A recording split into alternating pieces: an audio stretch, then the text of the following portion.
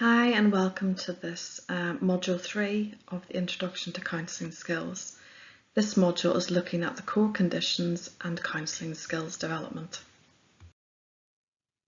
I'm going to take you through now the core counselling skills and exactly what they are and what's involved.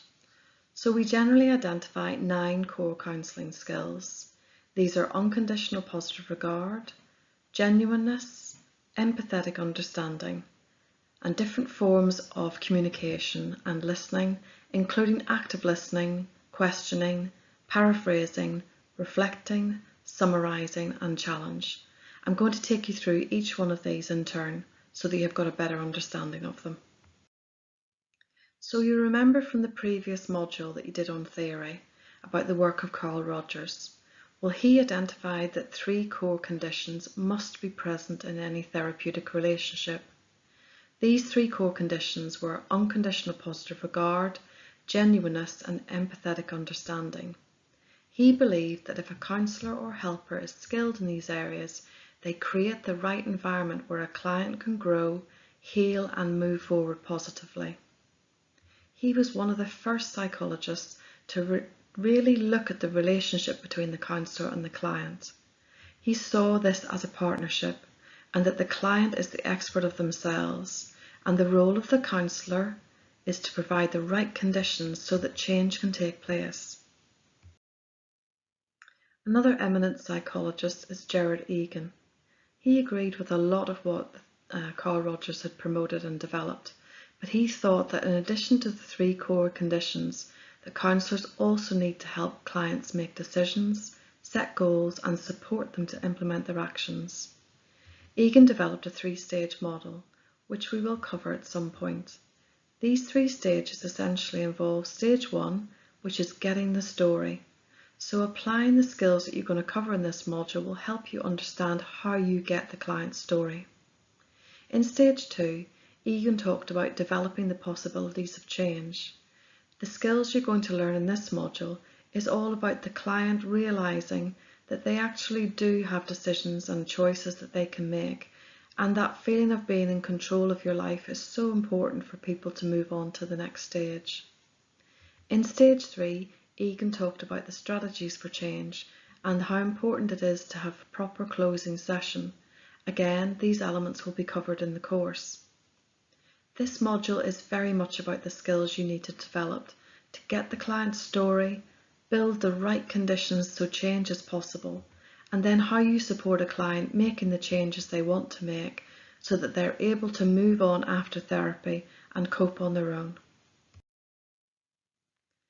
Some of this slide recaps some of the information we did in the theory module.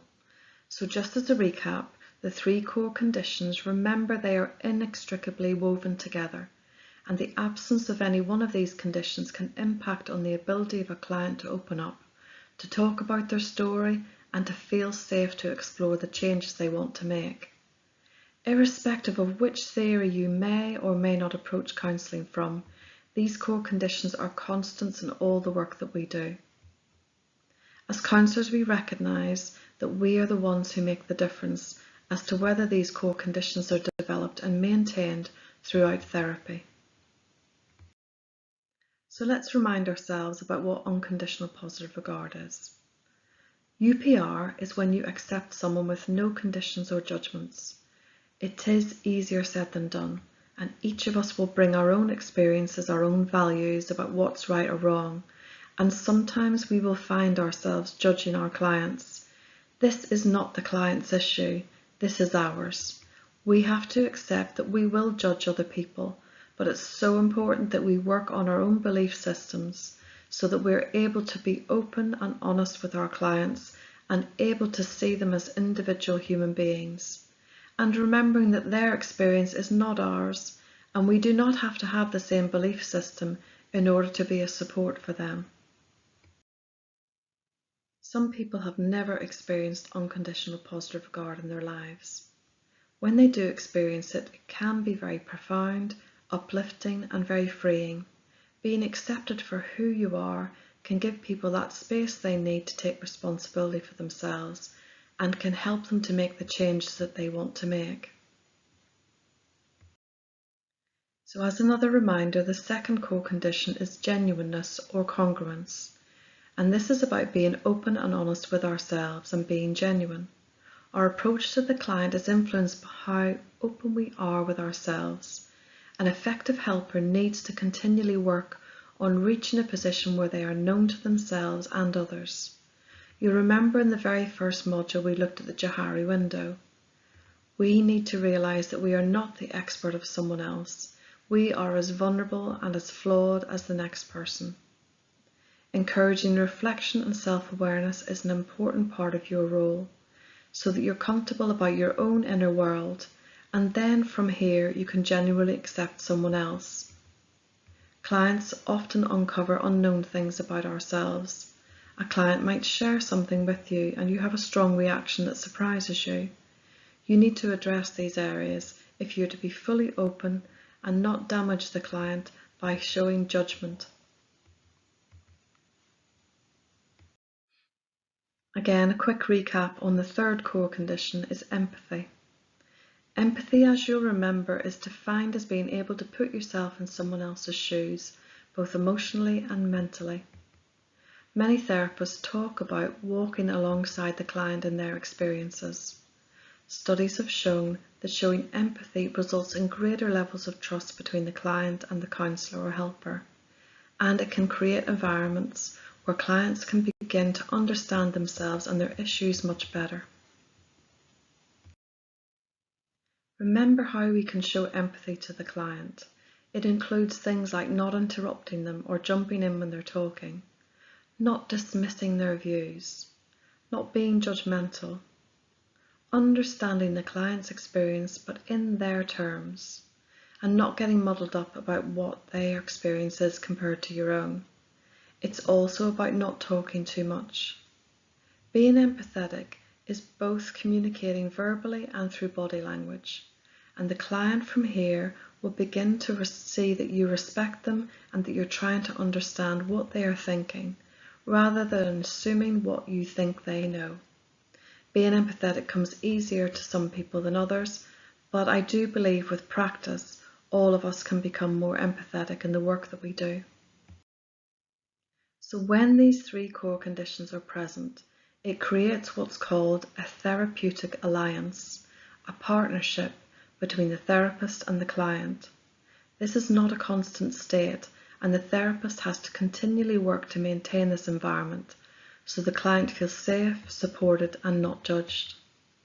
So how exactly do we establish this therapeutic relationship? Well, we apply a whole range of specific counselling skills. Some you'll find come naturally to you, and others you will have to practice until they feel like second nature. So let's start looking at the skills you need to develop. You may have heard about the term rapport. Well, rapport is about establishing a connection with another person. It's a central part of developing a relationship with the person you're helping. Achieving rapport cannot be done alone by using conversation. Conversation, surprisingly, only accounts for 7% of our communication with each other. We each read our body language, we feel tension in the room, we look for facial expressions to change, we get feelings about someone else, and we decide if they like us or not. This begins the moment you have contact with a client. This includes phone calls, emails, how you greet them when they arrive, and how you introduce yourself, and where you meet them. Part of establishing rapport and demonstrating empathy is through the skill of active listening. Active listening includes listening with your ears to what's being said and reflecting back what's said, summarising and seeking clarification. It's also about focusing all your senses to pick up on what the client is communicating to you. So you need to observe body language of the client and matching it, listening to the client's tone of voice, the pace of their speech, and how they talk. Are they confident? Are they afraid? Or are they timid? Responding to them through non-verbal cues such as eye contact, leaning forward, and responding with verbal cues such as, ah yes, I see, sure, I think I understand. These types of verbal cues help demonstrate to the client that you're truly listening to them. You need to not only say what they have said, but you need to demonstrate it through your own body language. So for example, if a client is quietly spoken, you might match their tone of voice rather than being loud and brash. If a client smiles at you when they arrive, you smile back. By listening carefully to all the clues you are given, both verbal and non-verbal, you can begin to gain an understanding of the client, and they can make a connection with you. This is a checklist I found useful when I was first starting out and developing my skills. This helps give you a guide to what we call attending behaviours. I use this as a mental note to check how I'm sitting, how the room is set up. Does it feel welcoming? Does it feel too formal, or is it too informal?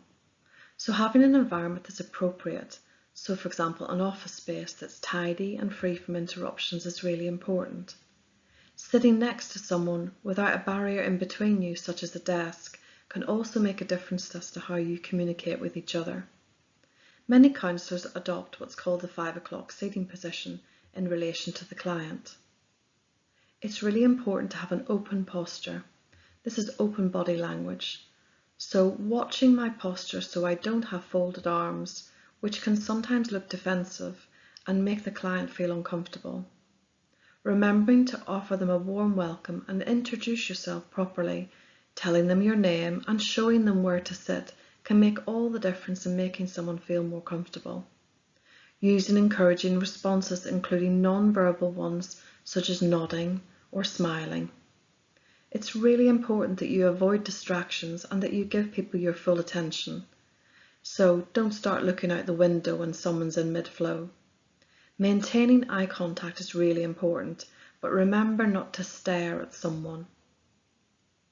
Suspending judgment by not reflecting them in your facial or body language is really important. Be aware of all your body movements.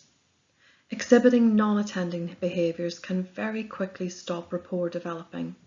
These include fidgeting with paperwork or objects, looking away when someone's speaking, closing your body language by folding your arms and legs, doodling or writing notes, especially if they're not necessary.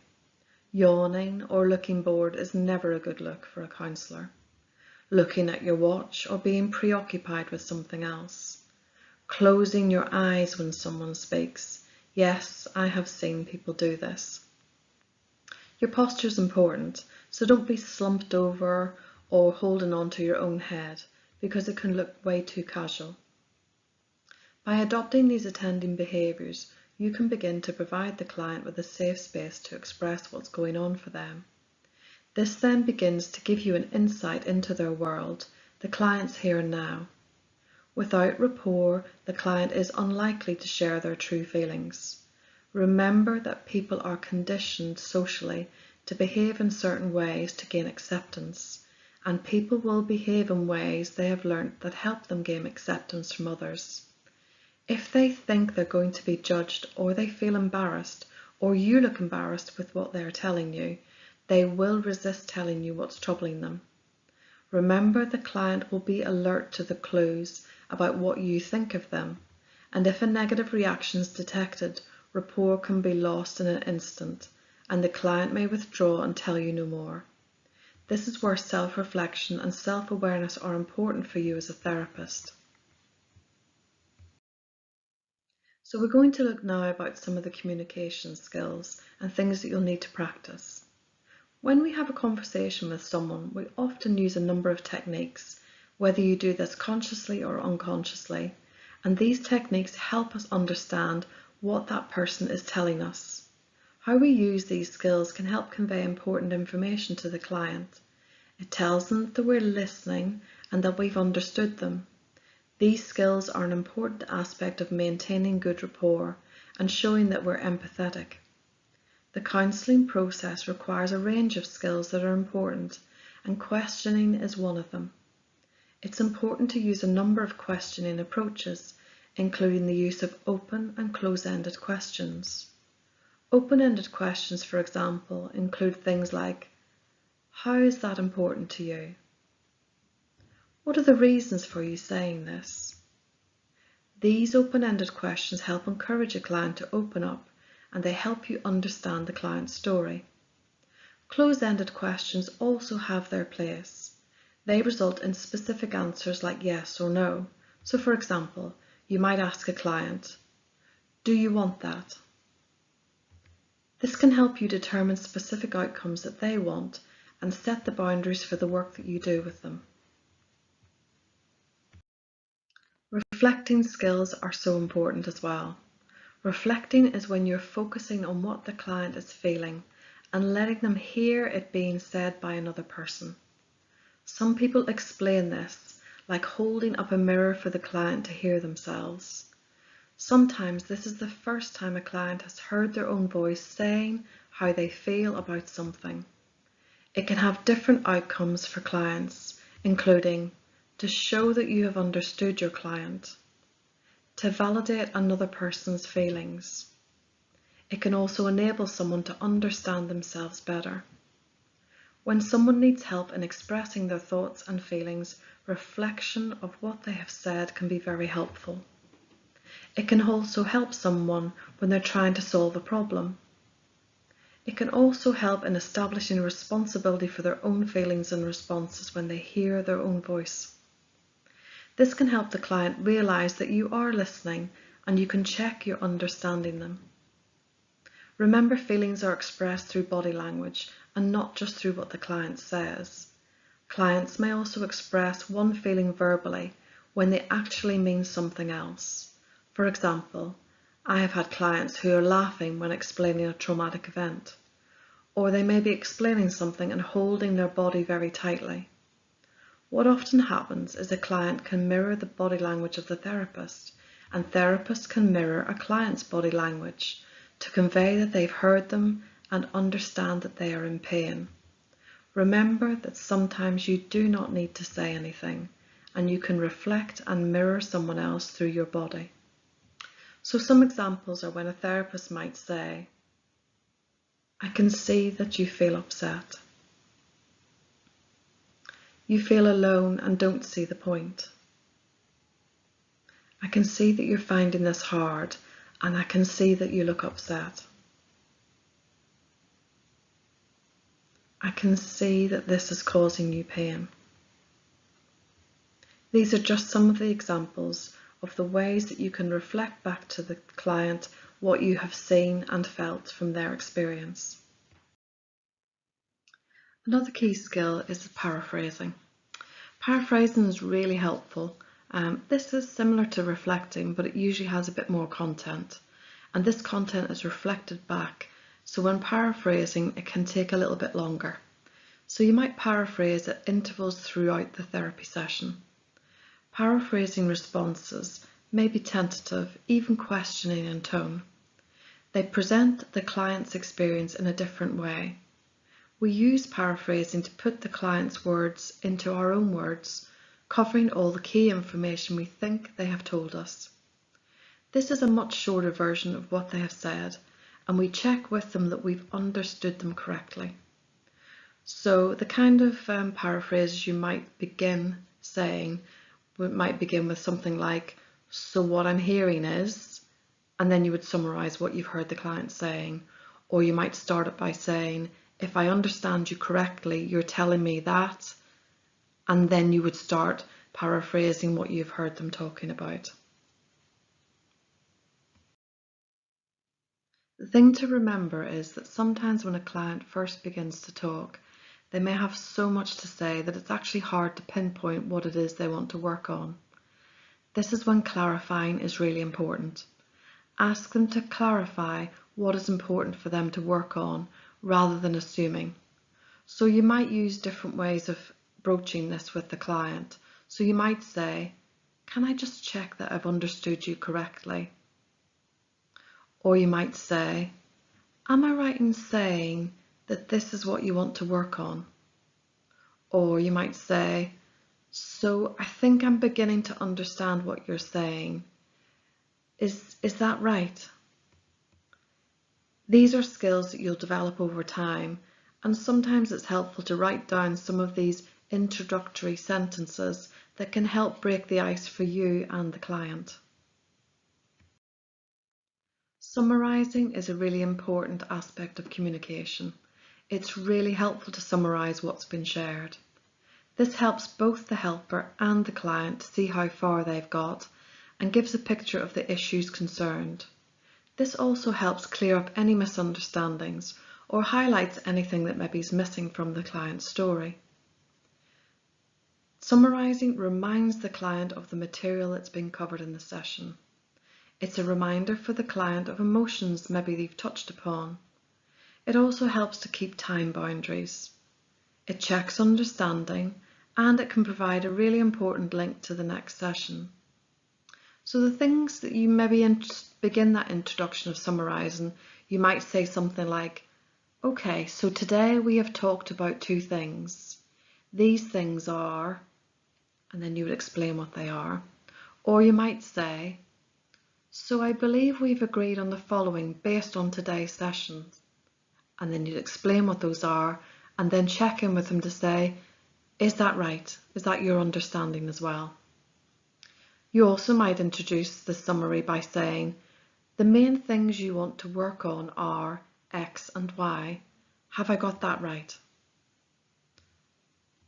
You might also say in the summary to begin with that I've heard what you've said so far, but I just need to check with you that based on what I've heard and what I understand, that this is what you want to focus on. Have I understood you correctly? Another area which needs to be exercised with some caution is challenging what the client has said.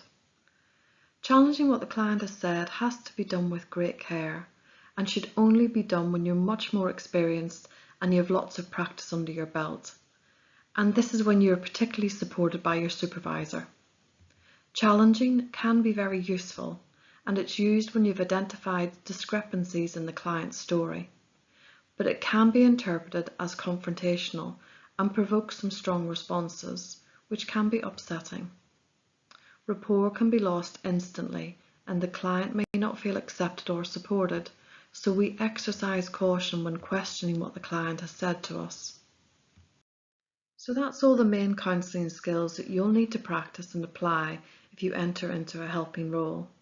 But remember, these skills are really useful and valuable, not just for counsellors, but for a whole raft of professions.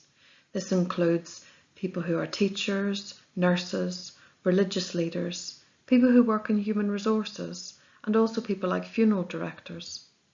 It can also help in your life if you're an informal helper, whether you're a parent, a work colleague, or being a better friend. How all these people use these skills can really help people. They can help people open up about how they're feeling. They can help clients feel more valued. They can help you develop a space in which to work out what you want to do in your own life, and also helping those people that you're looking after to make decisions and access other support that they need. Applying these skills can help you enable a client to understand themselves better and help them to make their own decisions. These skills can help develop your own personal skills as well as the skills of your client. It can help build on the inner strength someone has and the confidence to cope and realise that you can make decisions about your own life. It can also help people find solutions to their problems and move forward positively with their lives. Applying counselling skills can help people make positive changes to their behaviour. So I have some suggestions about what you do before you embark on the next module. Practice developing your counselling skills. You can do this with family and friends and practicing things like the solar checklist. So this is all about active listening, positioning your body, being aware of your surroundings and making the environment a comfortable one for the person you're supporting. Practicing your skills of communication, whether that's paraphrasing, reflecting, and building rapport with another person.